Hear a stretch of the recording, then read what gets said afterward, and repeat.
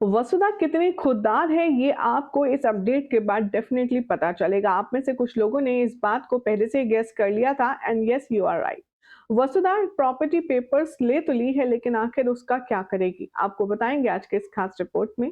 सबसे पहले चैनल पर नए हैं तो हमारे चैनल को सब्सक्राइब कीजिए, नोटिफिकेशन बेल दबाएं और इस वीडियो को लाइक शेयर करना ना भूलें।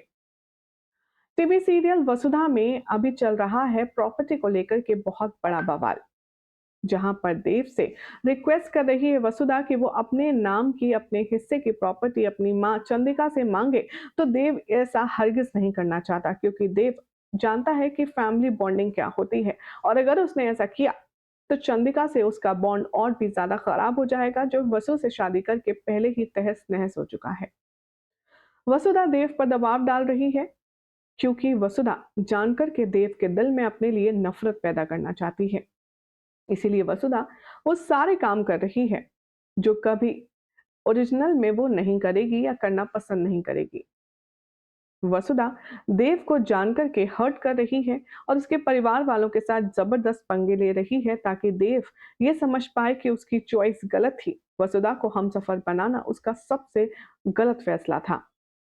अब शो के आने वाले ट्रैक में देखेंगे आप कि वसुधा जिस तरह से चंदिका को वादा देकर आई है, जिस तरह से चंदिका को ये प्रॉमिस करके आई है कि 15 दिन में आपका बेटा आपके पास होगा, तो अब साम दाम दंड भेद हर कोई चीज अप्लाई करके वसुधा देव से दूर जाना चाहती है।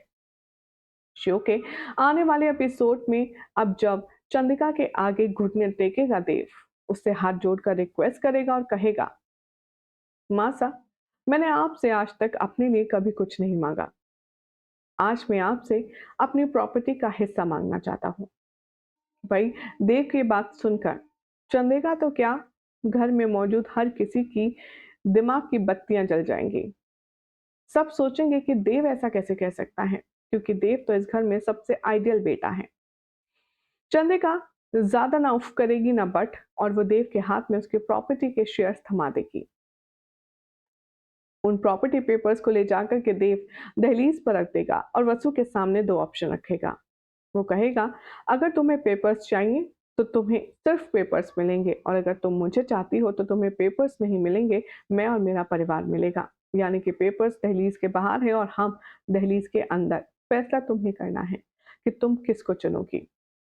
वसुधा बहुत रोती है, उसके हाथ कांपते हैं, लेकिन फिर भी अपने वादे को पूरा करने के लिए चंदिका के सामने से उठकर जाती है और बाहर दहलीज पर जाकर पेपर्स को उठाकर चलती बनती है। और ये देखकर के पूरी तरह से चकनाचूर हो जाएगा देव का दिल और वो पूरी तरह से हो जाएगा हार्ट ब्रोकन। देव समझ नहीं पाएगा कि वसु को समझने में उससे कहाँ गलती हो गई। जहां देव इतना ज्यादा हार्ट ब्रोकन होगा कि वो खुद को संभाल नहीं पाएगा, तो वही घर के फर्श पर बैठकर देव फूट फूट कर रोएगा और उसे संभालते हुई चंद्रिका माधव नजर आएंगी।